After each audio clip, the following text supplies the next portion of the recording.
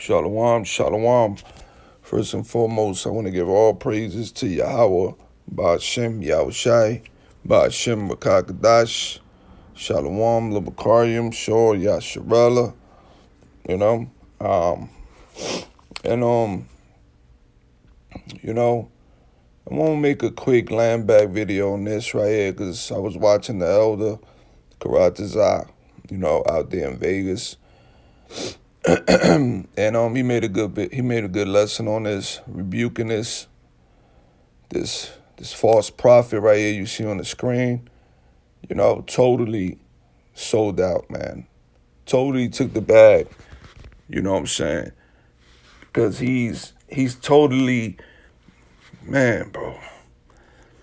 Yo, I can't stand men like this because hey, the Lord got heavy judgment because these men put themselves in a high pedestal, to be so-called elders and leaders of Israel. And they're leading a lot of people, a lot of men and women to death, man. And as you can see in this picture, he looks sleepy as hell. It's like you could just look at these men and just know their spirit is off, man. You get into this truth, man, the more spiritual you get, you could just see the demons on women, on men, and even children, But I ain't going to ramp. I want to make this quick, man. And, I'm going to go up to the 16 minutes because you're going to hear the elder say something. And I'm going to land back on that. All praise to Yahweh, Shem Yahushua. Let's start right there. 15, when there's a slight change in the Hebrew character or Aram, which is Syrian, sometimes it'll actually use the term Edom. All right, and which is actually a misplacement because they confused the characters, the Ra and the Da. And that's what makes the difference. So certain translations actually uses errors because of the misuse of the Hebrew characters. And that's why you got to do your studies. Obviously, Elder Rawcaa of the GOCC, he ain't did that study. Yeah, and that's very true. Now we're going to go here, Now, as you can see, Deuteronomy 23 and 7, do not abhor Edomites, not saying Edomite, it's saying Syrian. And like the elder said, they misinterpret the characters. Now, what you see is, let me see something. You see the modern Hebrew here, the square-like Hebrew with the characters, and it says here, Adamya, Da, and Ara, you see? And then you got Edomite, Adamya, then you had the Syrian, Aramya, okay? You see that? Now I'm going to show you something. I did some studies a while back, Now this right here is the Paleo Hebrew on the top. That's our ancient language. This is what Moses spoke and all the prophets spoke. This was what Moses wrote down, when he wrote down, the Torah. Now, what you got at the bottom is the modern Hebrew with the characters, okay? This is where they get the misinterpretation of Adamya and Aramya. As you can see, it's almost the same. It's similar. The only difference is the Da and the Ra, as the elder said. And this is why I'm going to show you, because these damn devils, they created what is called a vowel system with characters. And for every dot, it pronounces a vowel pronunciation. So if you move the dot, you place it in different areas, it gives a pronunciation from E to O to U, okay? And this is called the Nikud, Now let's read this real quick. the vowel points in Hebrew were added. Okay? Now, when you read this, it's called the Masoretics with the Masoretes. You know, these fake Amalekites, you know, they the ones that invented this vowel point system. In other words, they tamper with the language, man, these devils. Okay, the Masoretic points Hebrew is a system, is now called Mazorah from Masoreh tradition and Masar to hand down. The rabbis who busied themselves with the Masorah were called Masoretes. They were also the inventors of the Masoretic points, which are supposed to give the vowelless words of the scriptures their true pronunciation and meaning by the addition of points representing vowels to the consonants. This was the invention of the rabbis of the school of Tiberius in the 9th century CE AD. Now, when you read this is a book too, a good source, and I'm going to show you the book because they're telling you and they're revealing to you that this vowel point system that these devils created is all false, man. Now, at the bottom, you see highlighted the ancient Hebrew and the Hebrew spoken by the Messiah, Yahushua, did not have vowel points. See? They were added to the Hebrew text. This devil right here, you see him? They did that. Now, the same book says, but it would be going much too far in praise of the Masoretic system of vowels to assert that it has completely preserved the ancient pronunciation of Hebrew or kept it exactly the same as it was from the very outset, from the beginning. On the contrary, external evidence which is accessible to us on the subject serves to show that in the course of a vast number of successive ages, some changes have taken place in this respect, meaning they should never have changed it, but they did. Bottom, same book. The Hebrew Bible, as it is issued from the pens of its inspired authors, was written without vowel point system of any kind. Okay, the ancient Hebrew, we did not need no vowel point system. The ancient Hebrew is a simple, beautiful, holy language. Abba, Ga, Da, and so on. The only pronunciation is the A sound with the A vowel. Okay?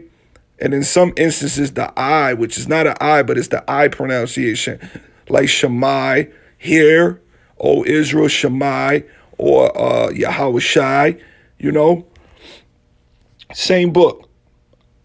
I may hear by anticipation add will be found equally to apply to the matrix lectionis, after it shall have been proved that those letters do not any more than the points constitute part of the Hebrew scriptures as originally written. You see? So originally when the scriptures were written, you know, the Hebrew manuscripts, they didn't have no vowel point system. Okay, we didn't need it. These devils added it. All right? And this is called the matrix lectionis, the Nikut, the Sharuk, if you do your studies. And I remember years ago, I did my studies on that, you know, on the matrix lectionis. So I had a little bit of idea of it. Now, this is the book right here. It's called Proofs of the Interpolation of Vowel Letters in the Text of the Hebrew Bible and Grounds thence derived from revision of authorized English word Charles William Wall. Reprint of the collection of the University of California. Now let's read. I'm gonna be quick. The same book. For although some other Asiatic nations making use of syllabaries may have been induced by observation of Grecian practice. Now we know when the Greeks took us down, man, they changed everything. They forced us not to you know, you read that in the book of Maccabees. You can't even be a Jew, man. You can't even practice the Sabbaths or keep them.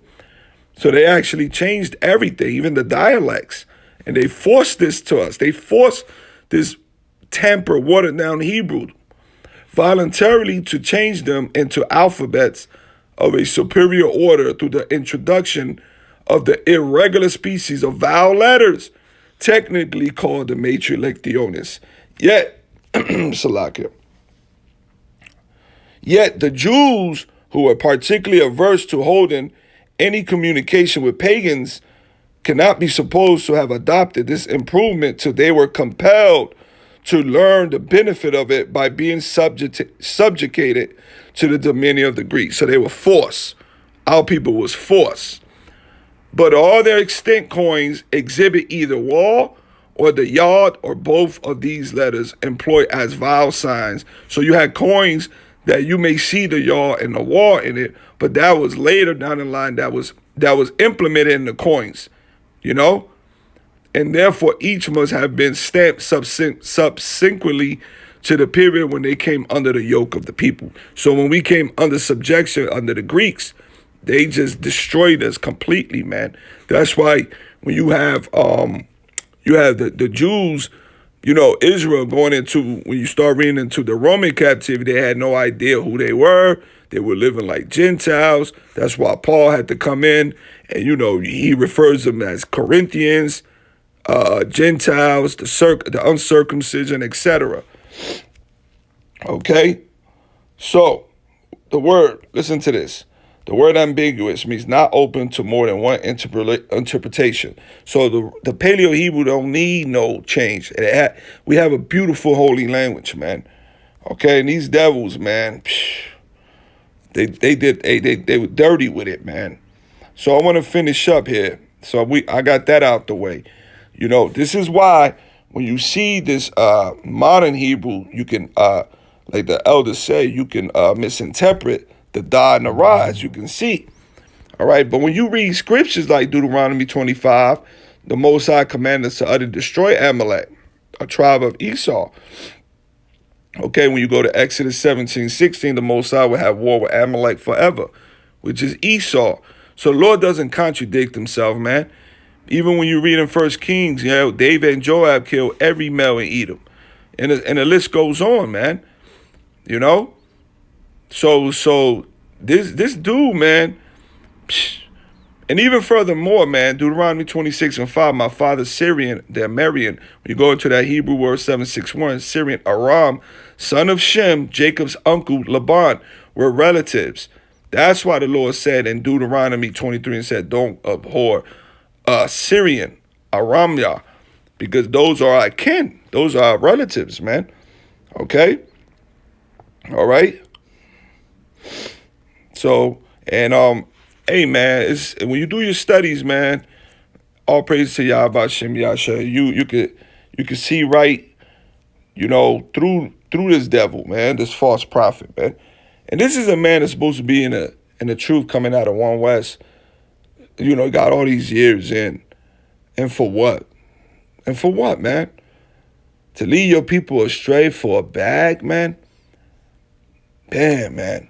This is why it's so important to ask Yahweh Shem Yahushua for mercy daily. Daily, man. I tell you brothers all the time. Daily.